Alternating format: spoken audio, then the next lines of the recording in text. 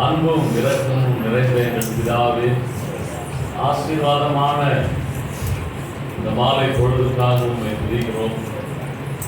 ஆண்டவரே, ஒரு சன்னிதானத்திலே நாங்கள் குடும்பமாய் சபையாராக உங்களை நோக்கி பார்க்கும்படி, உம்மிடத்திலிருந்து எங்களுக்கு ஒரு நன்மை உண்டாகும்படி, இன்றைக்கு ஒரு ஆசீர்வாதத்தை சுதந்திரிக்கும்படி, உம்மை ஆராதனை செய்யும்படி உம்மை தேடி நாங்கள் வந்திருக்கிறோம். நீர் எங்களை வெறுமையாய் அனுப்பினது இல்லை. உங்களை சந்திக்க வரும்போதெல்லாம் எங்களுக்கு நன்மை செய்கிற தெய்வம், எங்களை விடுதலையாக்கி எங்களை வாழ வைத்த தெய்வம், இன்றைக்கு எங்களோடு கூட இருக்கிறீர். உமக்கு நன்றி. தமது ஜனத்தை சந்தித்து நீர் அவர்களை ஆசீர்வதிக்கும்படி நாங்கள் செபிக்கிறோம். கர்த்தராகிய இயேசுவின் நாமத்தில் வேண்டிக் கொள்கிறோம் நல்ல பிதாவே, ஆமென். அல்லேலூயா. ஆண்டவருக்கு மகிமை உண்டாவதாக. ஏசாயா தீர்க்கதரிசன புத்தகம், வேதத்துல ஏசாயா தீர்க்கதரிசன புத்தகம் வேதம் கையில் வைத்திருக்கிறவங்க ஒரு முறை அதை நீங்கள் திருப்பி பார்த்து சொல்லும்படி உங்களை பட்சமாய் கேட்டுக்கொள்கிறேன். 25ஆம் அதிகாரம்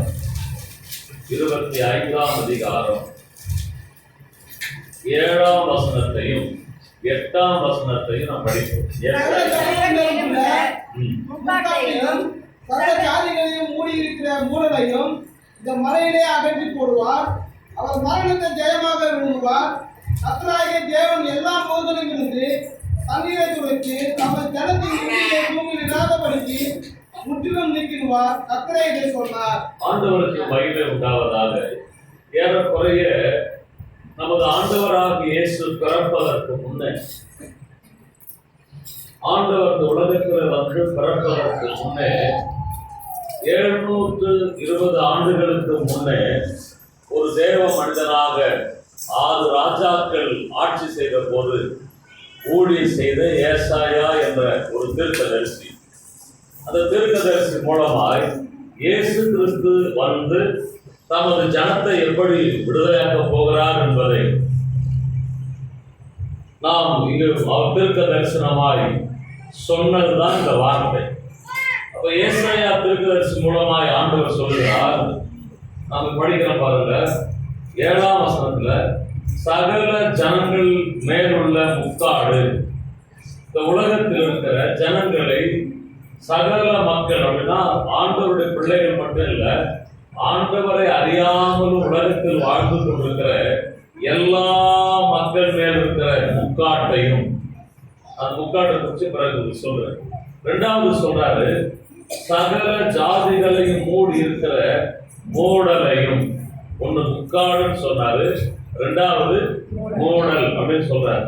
மூடலையும் இந்த மலையில் அகற்றி போடுவார். ஒரு இடத்தை சொல்றார், ஒரு இடத்தை குறிப்பிட்டு இந்த மலை மேல அதை அவர் நீக்கி போடுவார். அதை தொடர்ந்து நம்ம படிக்கிறோம். அது எப்படி நடக்குன்றத 8ஆம் வசனம் சொல்லுது. அவர் மரணத்தை ஜெயமாக விழுங்கி விடுவார். அப்படின்னா இதுவரை மரணம் மனுகுலத்தை விழுங்கி கொண்டிருந்தது. ஆனால் இயேசு கிறிஸ்து ஒருவர் தான், ஒருவர் பிறக்க போகிறார், வரப்போகிறார். அவர் மரணத்தை விழுங்கி ஜெயித்து விடுவார். கவனிக்கலாம். இயேசு கிறிஸ்துடைய பிறப்பை குறித்து ரொம்ப துல்லியமாய், அவருடைய ஊழியங்களை குறித்து, அவரால் அனுப்பப்படுகிற பரிசுத்தாவை குறித்து, மீட்பு ரட்சிப்பை குறித்து, பரலோக ராஜ்யத்தை குறித்தும் 2ஆம் வருகை குறித்தும் ரொம்ப தெளிவாய் சொன்ன ஒரு தீர்க்கதரிசி ஏசாயா. இப்ப இங்க என்ன சொல்றாரு? 8ஆம் வசனத்துல, கர்த்தராகிய தேவன் எல்லா முகங்களிலும் இருந்து கண்ணீரை துடைத்து, எல்லா முகங்களிலும் பட்சபாதமே இல்லை. அவர் வாழ்க்கையில் எந்த நிலையில் வாழ்ந்திருந்தாலும் அவர்கள் கண்ணீரை துடைத்து. அடுத்து படிக்கிறோம், தமது ஜனத்தின் நிந்தையை, அப்படின்னா அவர் பிறக்க போகிற யூத குலம் அல்லது எபிரேய இனம், அந்த ஜனத்தை பத்தி சொல்றாரு. தமது ஜனத்தின் நிந்தையை பூமியில் இராதபடிக்கு முற்றிலும் நீக்கி விடுவார். கர்த்தரே இதை சொன்னார். ஆண்டவர் நாம மகிமைப்படுவதாக. இந்த மாலை பொழுதுல விடுதலை அல்லது மீட்பு எப்படி தேவன் கொடுக்கிறார் என்பதை உங்கள் மத்தியில் நான் சுருக்கமாய் சொல்லி உங்களுக்காக ஜெபிக்க விரும்புகிறேன். ஆண்டவருக்கு மகிமை உண்டாவதாக. ஆண்டவர் சொல்லுகிறார், இந்த மலையில் அதை நான் செய்வேன். ஒரு மலையை காண்பிக்கிறார். இந்த சம்பவம் முதல் முறையாய் யாத்திராகம புஸ்தகம் 3ஆம் அதிகாரம் 7ஆம் வசனத்தை படிக்கும் போது, யாத்திராகமும் 3ஆம் அதிகாரம் 7ஆம் வசனம். அப்பொழுது கர்த்தர், படிமா. எகிப்தில் இருக்கிற என் ஜனத்தின் உபத்திரவத்தை நான் ஆண்டவர் சொல்றாரு, எகிப்தில் இருக்கிற என் ஜனத்தின் உபத்திரவத்தை பார்க்கவே நான் பார்த்து, ஆலோசனைகளின் நிமித்தம் இல்லமா 3:12 அதற்கு கர்த்தர், நான் உன்னோடு இருப்பேன். நான் உன்னோடு இருப்பேன். நீ ஜனத்தை எகிப்திலிருந்து அழைத்து வந்த பின், நீ ஜனத்தை எகிப்திலிருந்து அழைத்து வந்த பிறகு, நீங்கள் இந்த மலையில் தேவனுக்கு ஆராதனை செய்வீர்கள். நீங்கள் இந்த மலையிலே தேவனுக்கு ஆராதனை செய்வீர்கள். நான் உன்னை அனுப்பினேன் என்பதற்கு நான் உன்னை அனுப்பினேன் என்பதற்கு இதுவே அடையாளம் என்றார். இதுதான் அடையாளம். நன்றாக கவனிங்க. இன்னும் தேவனுடைய ஜனங்கள் மீட்கப்படல. இந்த சம்பவம் எங்க நடக்குது? ஆண்டவர் மோசேயோடு கூட பேசுறாரு. எங்க பேசுறாரு? அந்நிய தேசம், மீதியான் தேசத்துல பல 100 மைல் அந்த பக்கம் உள்ள ஒரு பகுதியில ஆடுகளை வைத்துக் கொண்டிருக்கும் போது கர்த்தர் ஒரு மலையடிவாரத்தை சந்திக்கிறார். அந்த மலைக்கு 2 பேர். அந்த மலையுடைய ஒரு பக்கம் இதான் அந்த மலைன்னா, இந்த பக்கம் உள்ளவங்க அந்த மலையை சீனாய்னு சொல்லுவாங்க, இந்த பக்கம் உள்ளவங்க ஓரே பண்ணுவாங்க. இது ரெண்டும் ஒரே மலை தான். அப்போ ஆண்டவருக்கு சந்திக்கும் போது சொல்றாரு, ஜனங்கள் அழைத்து வந்த பிறகு, விடுதலையாக்கப்பட்ட பிறகு அவர்கள் என்னை ஆராதனை செய்ய வேண்டும். இப்ப ஜனங்கள் விடுதலை ஆகல. இன்னும் மோசே இன்னும் எகிப்திற்கு போகல. ஜனங்களே அவர் சந்திக்கல. அவர் ஜீவன் தப்ப ஓடி வந்துட்டார். அந்த ஜனங்களுக்காக தான் ஒரு கொலையை கூட பண்ணார். ஆனா ஒரு மாம்சத்தின்படி ஒரு முயற்சி பண்ணார் ஜனங்களை. ஆனா அவருக்கு ஆபத்தா புரிந்தனால அதை விட்டு தப்பித்து ஓடி போயிட்டார். அப்படி ஓடி போன ஒரு மனிதனை பார்த்தா கர்த்தர் சொல்றாரு, நீ இந்த ஜனங்களை அழைத்து வருவாய், விடுதலையாக்குவாய். அப்படி விடுதலையாக்கி கொண்டு வரும்போது ஜனங்கள் என்னை ஆராதனை செய்யணும், இந்த மலையானதான் சொல்றார் ஆண்டவர். அப்போ அவங்க வர வழியில 40 வருஷம் வந்தாங்க. எங்கேயாவது மலையாண்ட ஆராதனை பண்ணாங்களா அப்படின்னா பண்ணாங்க. யாத்திராகமும் 19ஆம் அதிகாரம் 3ஆம் வசனம். யாத்திராகமும் 19ஆம் அதிகாரம். ஏறி போனான். கர்த்தர் மலையிலிருந்து அவனை கூப்பிட்டு, கவனிக்கலாம். மோசே மலை மேல ஏறி போறார். இப்போ ஆண்டவர் மலை மேல இருக்கிறார். இந்த சம்பவத்தை தான் கர்த்தர் சொல்றாரு. இப்ப 2ஆம் வசனம் படிக்கணும். அவர்கள் ரவி தீவிலிருந்து பிரயாணம் புறப்பட்டு, ரவி தீவிலிருந்து பிரயாணப்பட்டு சீனாய் வனாந்தரத்தில் சேர்ந்து, அந்த வனாந்தரத்தில் பாளையம் இறங்கினார்கள். இஸ்ரவேலர் அங்கே மலைக்கு எதிராக இஸ்ரவேலர் அந்த மலைக்கு எதிரே பாளையம் இறங்கினார்கள். அப்ப ஆண்டவர் சொல்றாரு, என் ஜனங்களை விடுதலையாக்கி வந்து அவங்க என்ன ஆராதனை பண்ணணும், இந்த மலை அடிவாரத்தை தான் பண்ணணும்னு சொல்றாரு. ஆனா தேவ ஜனங்களுக்கு தெரியாது, மோசைக்கு மட்டும் தான் தெரியும். இப்ப அவங்க புறப்பட்டு வராங்க. யாத்திராகம் 12ஆம் அதிகாரத்துல அவங்க பயணம் பண்ணிட்டாங்க. 14ஆம் அதிகாரத்துல அவங்க செங்கடலை கடந்துட்டாங்க. 15ல ரெவித்துக்கு வந்துட்டாங்க. இப்படி தொடர்ந்து 16, 17 கடந்து வந்துட்டேங்கிறாங்க. நன்றாக கவனிக்கலாம். அப்படி வரும்போது தான் 18ஆம் அதிகாரத்துல அந்த சீனாய் மலையாண்ட வந்தாங்க. 19ஆம் அதிகாரத்துல ஆண்டவர் அந்த மலை மேல இருந்து மோசையை அழைச்சார். மோசே ஆண்டவர் தரிசிக்கு மேல போறார். கீழே ஒரு ஆண்டவரை ஆராதிப்பதற்கு ஆயத்தமாயிருந்த ஒரு நேரம் கவனிக்கலாம். ஆனா ஒரு தவறான ஆராதனை முடிஞ்சு போச்சு. மோசே மேல போயிட்டு கீழே வருவதற்குள்ள ஒரு விக்கிரக ஆராதனையா முடிஞ்சு போச்சு. ஆனாலும் கர்த்தர் அந்த ஜனங்களை அங்கதான் ஆராதனை பண்ண வச்சார். யாத்திரை வீட்டுல படிச்சது யாத்திரா 33ஆம் அதிகாரம் 7ஆம் வசனத்தையும், அதே 33ஆம் அதிகாரம் 11ஆம் வசனத்தையும் அங்கு ஒரு ஆசரிப்பு கூடாரத்தை ஸ்தாபித்து அங்கே ஆண்டவரை ஆராதனை செய்தார்கள். சரி கவனிங்க. அப்ப ஆண்டவர் ஏசாயா தீர்க்கதரிசிக்கு என்னங்க சம்பந்தம் இருக்கு? அப்ப தேவன் தமது ஜனத்தை விடுதலையாக்கும் போதே அவர்களை விடுதலை பண்ணுவதற்கு முன்னே ஆண்டவர் ஆராதனை குறித்து பேசினார். அது எங்க நடக்கணும்னா ஒரு மலை மேல நடக்குன்னு சொன்னார். அது போலவே தேவன் இந்த உலகத்தில் வந்து பிறந்து இப்ப இந்த உலகத்தினுடைய பாவத்தை எல்லாம் சுமந்து தீர்ப்பதற்காக எருசலேமில் இருந்து ஏறக்குறைய 2 மைல் தூரம், இப்ப நம்ம ஊர் மாதிரி இங்கிருந்து ஒரு 2 மைல் தூரத்தை கடந்து போனா அங்க ஒரு குன்று இருந்தது. ஒரு மனிதனுடைய தலை மண்டை போல இருந்தது, மண்டை ஓடு. அதுதான் கொல்கதா என்ற மலை. அந்த கொல்கதா என்ற பர்வதம் அல்லது கொல்கதா என்ற குன்று, அது ரொம்ப உயரமானது இல்லை, ஆனா ஒரு சிறு குன்று. அது தோற்றம் எப்படி இருக்கும்? ஒரு மனிதனுடைய மண்டையோடு கபாலம், ஒரு மண்டையினுடைய தலைப்பகுதி போல தோற்றம் அளிக்கிறது தான் கொல்கதா. இப்ப இந்த கொல்கதாவுல இயேசுசாமி கொண்டு போய் சிலுவையில அறைந்தார்.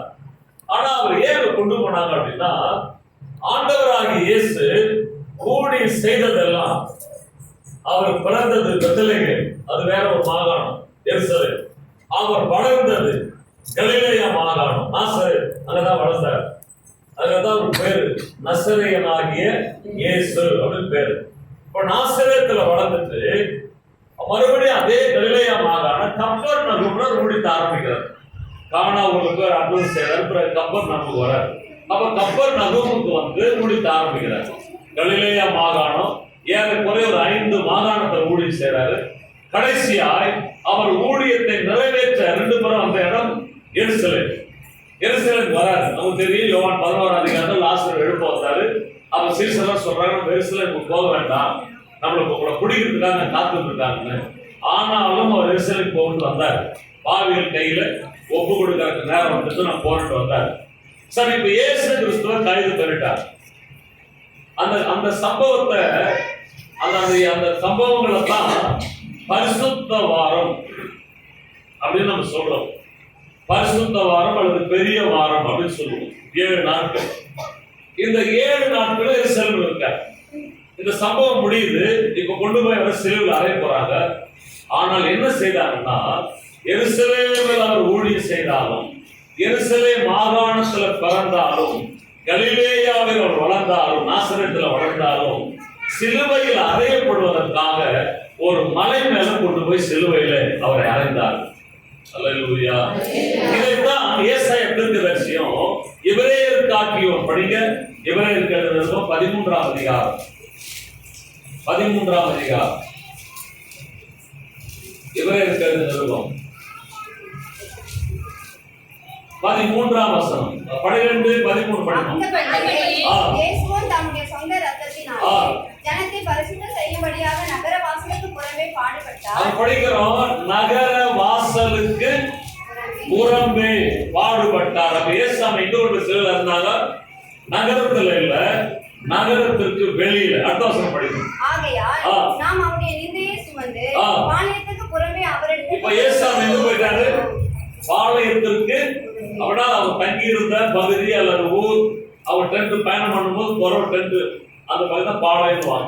இப்ப இந்த பகுதிக்கு வெளியில. அப்ப இயேசுசாமி ஊழியம் செய்ததெல்லாம் ஊருக்குள்ள ஊழியம் செய்தாரு. சிலுவையில் அறையப்படும் போது வெளியில கொண்டு போனாங்க. எங்க? மலை மேல. இந்த சம்பவத்தை தான் ஏசாயா சொல்றாரு, இந்த மலையில் அவர் அகற்றுவார். ஆதியில ஏதேன் தோட்டத்துக்கு உள்ள இருந்தாங்க ஆதாம் ஏவாள், உள்ள இருந்தாங்க. அவங்க உள்ள வச்சுதான் வாழ வைக்க கர்த்தர் விரும்பினாங்க. ஆனால் நடந்த தவறுக்கு பின்னால் என்ன செய்தாரு? வெளியே அனுப்பிட்டார். உள்ள இருக்க வேண்டியவங்க ஆதாம் ஏவாளுக்கு எங்க போயிட்டாங்க? வெளியே போயிட்டாங்க. அந்த வெளியே போன மனுகுலத்தை ஆதாமுடைய வம்சத்தில வந்த நோவா காலம் வரை இன்னும் அழிஞ்சுட்டாங்க. நம்ம எல்லாரும் நோவா காலத்திலிருந்து வந்த சந்ததியார். நோவாவுக்கு 3 பிள்ளைகள். அந்த 3 பிள்ளைகளை இந்த 5 கண்டத்துல 3 பகுதியா பிரிச்சுட்டாங்க. அந்த அதில் ஒரு பகுதி தான் ஆசியா கண்டம். நன்றாக கவனிக்கலாம். அப்ப இந்த ஒரு கோத்திரத்தார் ஆசியா முழுவதும், ஆசியாவையும் ஐரோப்பாவையும் ஏறக்குறைய ஆப்பிரிக்காவையும் இணைக்கிற அளவுக்கு ஒரு கோத்திரம். இன்னொரு கோத்திரம், காமன் கோத்திரம் ஆப்பிரிக்கா மட்டும். அவங்க கருப்பா இருப்பாங்க. இப்படி 3 பகுதியா பிரிச்சுட்டாங்க. இந்த வம்சத்துல தான் நம்ம எல்லாரும் வந்திருக்கிறோம். அவர் ஆதாமுடைய காலத்து மக்கள் எல்லாம் அந்த வம்சம் நோவாவுடைய இடத்துல தண்ணியில. நோவாவுடைய குடும்பத்திலிருந்து வந்த 8 பேரால தான் இந்த உலகம் இருக்குது. கவனிப்போம். அப்ப தேவன் ஏதேன் வெளியே வந்தார்.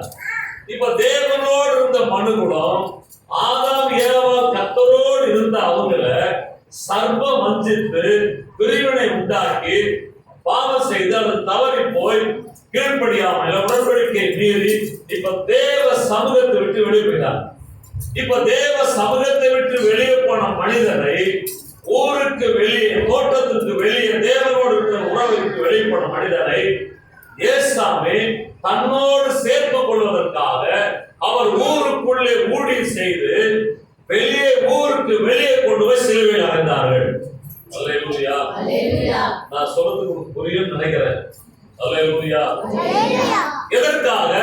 வெளியே இருக்கிற மனிதனை, மனுகுலத்தை தன்னோடு திரும்ப சேர்த்துக் கொள்வதற்காக. ஆண்டவரால் இன்றைக்கு வெளியே அனுப்பப்பட்ட ஆதாமுடைய மனுகுலத்தை மறுபடியும் தன்னோடு இணைப்பதற்காக இவரும் 2 இடத்தை விட்டு வெளியே வந்தார். ஒன்று, பிதாவினுடைய வலது பாசத்தை விட்டு வெளியே வந்தார். 2, இந்த பூமியில வந்து ஊழியம் செய்த போது அவர் நகரவாசல் ஜனங்களோடு கூட இல்லாமல் சிலுவையிலே தனிமையாய் கொண்டு போய் ஊருக்கு வெளியே அறைந்தார்கள். எதற்காக? பிரிந்த மனிதனை இணைப்பதற்காக, விடுதலையாக்குவதற்காக. அப்படியானால் இதுதான் ஏசாயா தீர்க்கதரிசி 25ஆம் அதிகாரம் 7-8 படிச்சோம். மறுபடியும் ஒரு விஷயம் படிங்க. சகல ஜனங்களின் மேல் உள்ள முக்காட்டையும், சகல ஜனங்கள் மேல் உள்ள முக்காடு, சகல ஜாதிகளையும் மூடி இருக்கிற மூடலையும், மூடல், இந்த மலையிலே அகற்றி போடுவார். நான் 2 சொன்னேன். ஒன்று மூடல், இன்னொன்று முக்காடு. முக்காடு யாருக்கு அடையாளம்? யூதர்களுக்கு அடையாளம். அவங்க எப்போதும் முக்காடு. உதாரணமா சீனாய் மலை மேல மோசே போறாரு, இடைக்கு வந்து மக்களோடு பேசுறாரு. அவருடைய மகிமை, இந்த பிரசன்னத்தை மக்கள் பார்க்க முடியாம சொல்றாங்க. மோசே, ஆண்டவர் எங்களோடு பேச வேண்டாம், நீங்கள் என்னோடு கூட பேசுங்கள் என்று முக்காடு என்று மறைத்துக் கொண்டான். அப்ப அந்த யூதர்களுக்கு ஒரு வழக்கம் இருந்தது, தன்னை மறைத்துக் கொள்கிற வழக்கம், முக்காடு. ஆண்டவர் சொல்றாரு, இந்த கல்வாரி கொல்கதா மேட்டிலே நான் உயிரை கொடுப்பது இதுவரை முக்காடாயிருந்த நியாயப்பிரமாணம். இந்த நியாயப்பிரமாணத்தை பற்றிய பழைய ஏற்பாடு. இது தெய்வத்தை மனிதனை சேரவே விடல. ஏன் விடல? பாவம் செய்கிற ஆத்துமா சாகும், தண்டனை, பதிலுக்கு பதில், நியாய தீர்ப்பு, இது எல்லாமே யாருக்கோ ஒருவருக்கு தான் தயவு. கிருபை, எவன் மேல் கிருபையா இருக்க சித்தமா இருக்கிறானோ அவருக்கு மட்டும்தான், யாரோ ஒருவர் தான். ஆனால் இது எல்லாவற்றையும் கர்த்தர் மாற்றுவதற்காகத்தான் அந்த தேவ நியாயப்பிரமாணமா இருக்கின்ற இந்த மூடலை, ஜனங்களை, புறஜாதி மக்களுக்கு இந்த வேதம் பழைய ஏற்பாடு கிடையாது, யூதர்களுக்கு மட்டும்தான். அவ சொல்றாரு, இந்த மூடலை நான் அகற்றி, முக்காட்டை அகற்றி போடுவேன். மூடல் என்றால் என்ன?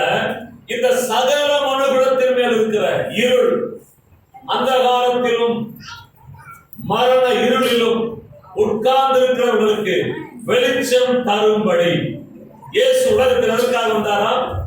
அந்த காலத்திலும் மரண இருளிலும் உட்கார்ந்து இருக்கிற மக்களுக்கு வெளிச்சம். அப்ப இந்த மூடல் என்பது உலகத்தை ஒரு கார் இருள் மூடினது. அந்த இருள் எப்படி வந்தது? பாவத்தின் நிமித்தம் வந்தது, சாபத்தின் நிமித்தம் வந்தது, பிசாசின் நிமித்தம் வந்தது, தவறான ஆராதனையினால் வந்தது. இவைகளெல்லாம் இப்ப மனிதனை மூடி இருக்கிறது. ஒரு அந்தகார உலகத்தில் மூடி இருக்கு. 1 யோவான் 5:19 கவனிங்க, நீ படிக்க வேண்டாம். 1 யோவான் 5:19 சொல்லுகிறது, இந்த உலகம் பொல்லாங்கனுக்குள் கிடக்கிறது. இந்த உலகம் யாருடைய ராஜ்யத்தில் இருக்கான்? பொல்லாங்கன். இந்த பொல்லாங்கன் யாரு? யோவான் 10ஆம் அதிகாரம் 10ஆம் வசனத்துல அவன் அழிக்கவும் கெடுக்கவும் கொல்லவும் வந்தான். அப்ப இந்த உலகத்தில் இருக்கிற அந்தகாரம் என்ற இருள், இந்த சாபம், பாவம் எல்லாவற்றையும் ஆண்டவர் அவர் பிறப்பதற்கு முன்னே 720 ஆண்டுகளுக்கு முன்னே சொல்றாரு ஏசாயா தீர்க்கதரிசி மூலமாய், ஒரு மலை மேலே நான் நிறைவேற்ற போகிறேன். அல்லேலூயா. இந்த மலை முதல்ல எங்க ஆரம்பிச்சாங்க? ஆராதனை ஸ்தலமாய் சீனாவில் ஆரம்பிச்சாங்க. பிறகு எங்க வந்தாங்க? மோரிபா மலையில் தன் குமாரனை பலி செலுத்தினார் ஆபிரகாம். பிறகு அதை தொடர்ந்து தாவீது ஒரு செங்குத்தான சீயோன் மலை, இதுதான் சங்கீதம் 132ஆம் அதிகாரத்தில் படிக்கிறோம். அவர் சீயோனை தனக்காக தெரிந்து கொண்டார். நான் இதை தெரிந்து கொண்டபடியால் இங்கு வாசம் பண்ணுவேன். இப்படி மலைகள் மேல, குன்றுகள் மேல ஆராதித்து வந்த, பலிவிடம் பண்ணி வந்த தமது ஜனத்தாருக்கு ஒரு நிரந்தர முடிவை உண்டாகத்தான் கொல்கதா மலையில ஆண்டவர் ஜீவனை நமக்காக கொடுத்தார். ஆதாம் ஏவாள் படைக்கப்பட்டதற்கும் நாம் படைக்கப்பட்டது ஒரு வித்தியாசம் இருக்கு. ஆதாம் ஏவாளுக்கு தகப்பன் தாய் கிடையாது, அவங்க பார்த்ததும் கிடையாது. ஆனால் நமக்கு ஒரு வம்சம் இருக்குது, ஊர்ல நமக்கு ஒரு இனம் இருக்கிறது, நமக்கு ஒரு மொழி இருக்கிறது, நமக்கு ஒரு அடையாளம் இருக்கிறது, நமக்கு ஒரு தாய் தகப்பன் என்ற ஒரு ஒரு தலைமுறை வம்சத்துல வந்துட்டு இருக்கோம். ஆனால் நாம் எப்படி அவருக்கு பிள்ளைகளாக்கப்பட்டோம் அப்படின்னா, வேதம் சொல்லுது, அவர் நாமத்தின் மேல் விசுவாசம் உள்ளவர்களாகி அவரை ஏற்றுக்கொள்ளும் எத்தனை பேர்கள் அத்தனை பேருக்கும் தேவனுடைய பிள்ளைகளாகும்படி அதிகாரத்தை கொடுத்தார் என்று யோவான் 1:12 படிக்கிறோம். நன்றாக கவனிக்கலாம். அப்ப நாம் எப்படி பிள்ளைகள் அந்தஸ்தை பெற்றோம்? கலாத்தியருக்கு 3ஆம் அதிகாரம் 14ஆம் வசனத்தில் இப்படி படிக்கிறோம், ஆபிரகாமுக்கு உண்டான ஆசீர்வாதம் கிறிஸ்து இயேசு மூலமாய் புறஜாதிகளுக்கு அருளப்பட்டது. அப்ப நம்ம யார்? இப்போ நாம் ஒருவேளை ஒரு வம்சத்துல, இனத்துல, மொழியில, அடையாளத்துல, சமுதாயத்துல பிறந்து வளர்ந்தாலும் இயேசு கிறிஸ்துவை விசுவாசித்து அவர் என்னுடைய ரட்சகர், என்னை வாழ வைக்கிறவர், விடுதலையாக்கிறவர் என்ற நம்முடைய பாவத்தை அறிக்கை பண்ணி ஒப்புரவாகி ஒரு திருச்சபை, ஒரு மேய்ப்பன், ஒரு ஆலயத்துல நாம் அங்கத்தினராய் மாறும் போது இந்த சபையில மட்டும் அங்கத்தினராக மாறல, ஈசிஐ என்ற சர்வ உலகமெங்கும் இருக்கிற ஒரு பெரிய பேராயத்திலே நம்ம மெம்பர் ஆகிறோம். இதற்கடுத்து எங்க மெம்பர் ஆகிறோம்? சர்வலோகத்தில் இருக்கிற எல்லா சபை விசுவாசிகளை போல நாமும் ஒரு மெம்பர் ஆகிறோம். இதை கடந்து நாம் மெம்பர் ஆகிறோம். பரலோகத்திலும் நாம் அது சேர்ந்து ஒரு அங்கமாய் மாறி விடுகிறோம். எனவே தான் எபிரேயர் 12ஆம் அதிகாரம் 24 இப்படி சொல்லுது. படிக்கிற வசனத்தை எபிரேயர் 12. புது உடன்படிக்கை மத்தியஸ்தராகிய இயேசுவின் இடத்திற்கும் இயேசு கிறிஸ்துவின் இயேசுவின் இடத்திற்கும் ஆபேலுடைய ரத்தம் பேசினதை பார்க்கிறோம். நன்மையானவைகளை பேசுகிற ரத்தமாகிய தெளிக்கப்படும் ரத்தத்தின் இடத்திற்கு வந்து சேர்ந்தீர்கள். தெளிக்கப்படுகிற ரத்தத்தின் இடத்திற்கு வந்தீர்கள். அந்த ரத்தம் எப்படி ஆதியில் பலிக்கு தெளிக்கப்பட்டதோ அது போல கொல்கதாவிலே சிந்தப்பட்ட ரத்தத்திடத்திற்கு நீங்கள் வந்து சேர்ந்தீர்கள். ஆபேல் ரத்தம் வந்து ஆண்டவர் பார்த்து கேட்டது, ஆண்டவரே என் சகோதரனை கொண்டுட்டான், நம்முடைய ரத்தம் மாம்சத்தினுடைய உயிர் எங்க இருக்குது? ரத்தத்தில் இருக்கிறது. அப்ப அந்த ரத்தம் கேட்டுதான், நீ பழி வாங்க மாட்டீங்களா, பதில் செய்ய மாட்டீங்களா, நியாயம் செய்ய மாட்டீங்களா? ஆபேல் ரத்தம் கேட்டதான். எனவேதான் வேதம் சொல்லுது, பலமானவைகளை பேசின ஆபேலின் ரத்தத்தை விட. அப்ப நான் ஆண்டவராக இயேசு அப்படி கேட்கல, மன்னித்து பரிகாரம் பண்ணி நம்ம ஏற்றுக்கொண்டது. 22 படிப்போம். நீங்களோ சீயோன் மலையிடத்திற்கும் ஜீவனுள்ள தேவனுடைய நகரமாகிய பரம எருசலேமின் இடத்திற்கும் 1000-10,000 தேவ தூதர்களிடத்திற்கும் பரலோகத்தில் பெயர் எழுதியிருக்கிற முதற் பேரானவர்களின் சர்வ சங்கமாகிய இப்ப நம்ம என்ன வந்துட்டோம்? ஆமா, பரலோகத்தில் இருக்கிற அந்த சபையும் நம்ம அங்கமாயிட்டோம். ஆண்டவருக்கு 2 ஒரே குடும்பம் தான், அது 2 பகுதியா இருக்கு. ஒன்று பரலோகத்தில ஒரு குடும்பம் நம்மை போல இருக்கிற ஆண்டவருக்குள்ள வாழ்ந்து மரித்து எடுத்துக்கொள்ளப்பட்ட அல்லது மரித்து விட்ட அல்லது ஏதோ ஒரு விதத்தில் வியாதியோ அல்லது விபத்தோ போராட்டமோ பிரச்சனையோ ஏதோ விதத்தில் மரித்து போன அந்த பரிசுத்தவான்களுடைய ஆவிகள் இளைப்பாறுகிற இடம், அது அவருடைய இடம், ஆண்டவருடைய இடம்.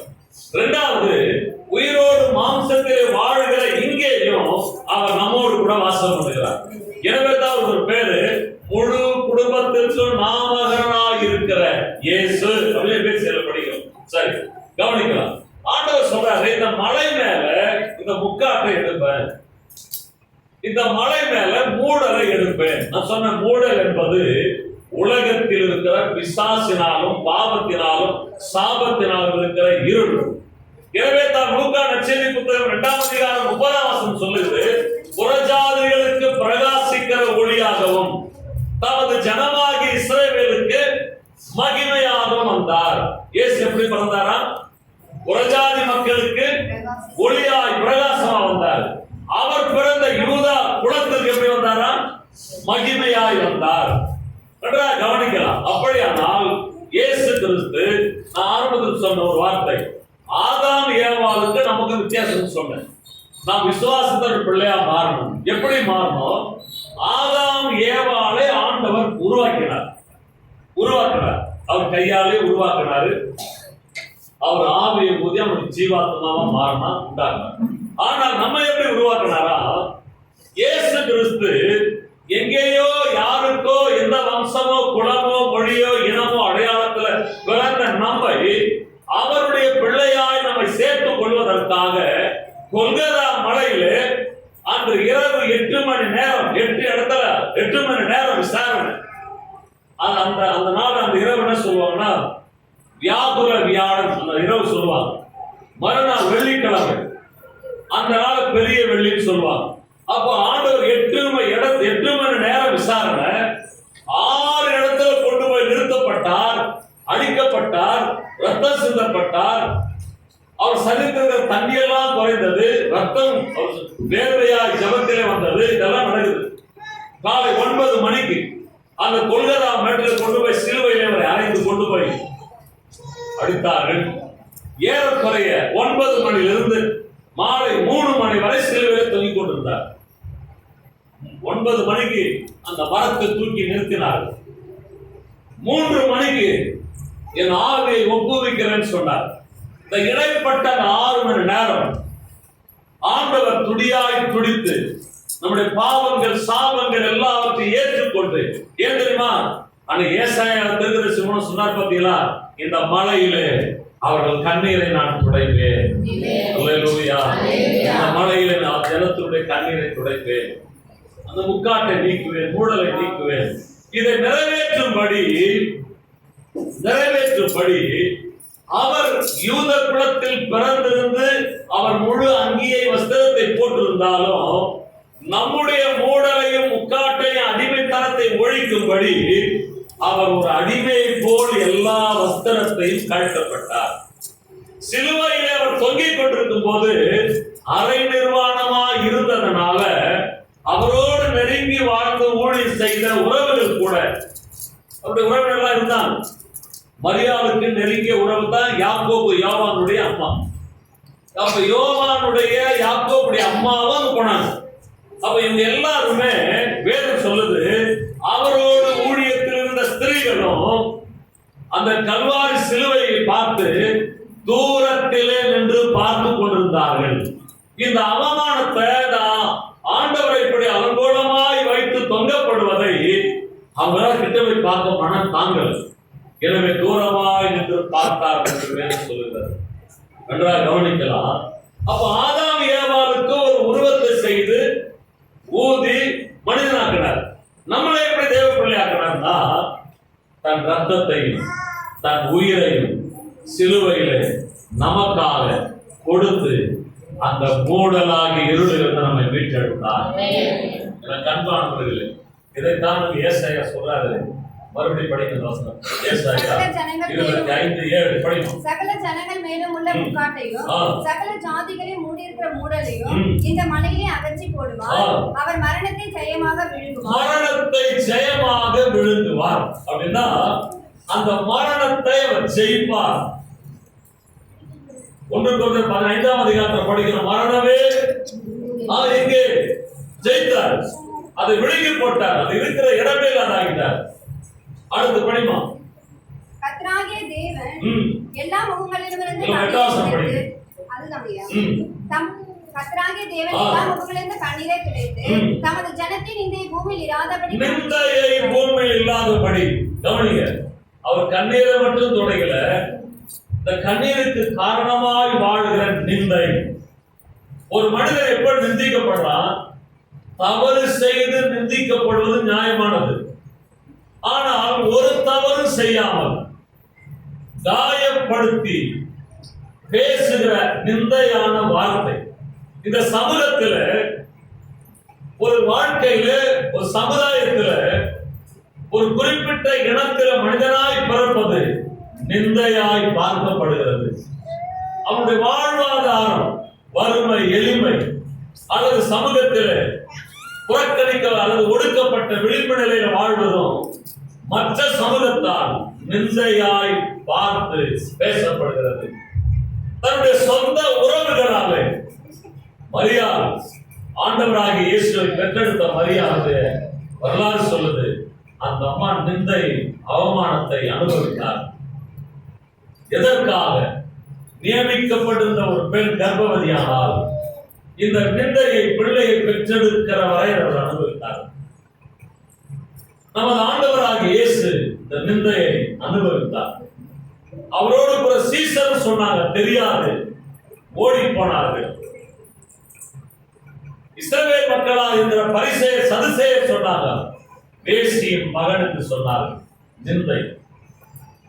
போதர பிரியன், பயல்சபு, பிசாசுகளின் தலைவன், இதெல்லாம் பேசினாங்க, நிந்தித்தார்கள். அப்ப தன்னுடைய இனத்தாரால வாழ்க்கை நிமித்தம் நம்ம வாழ்ற வாழ்க்கையில அவங்க பார்க்கிற பார்வைக்கு நம்ம அந்தஸ்தா இல்லைன்னா நம்ம நிந்திப்பாங்க. நம்ம யாருக்கு எந்த துரோகம் பண்ணல, ஆனா நம்முடைய வாழ்க்கையின் தரத்தை பார்த்து நம்ம நிந்திக்கிறாங்க. அதுக்கு ஒரு காரணம் அவங்களே சொல்றாங்க, இதனாலதான் இப்படி வாழறாங்க.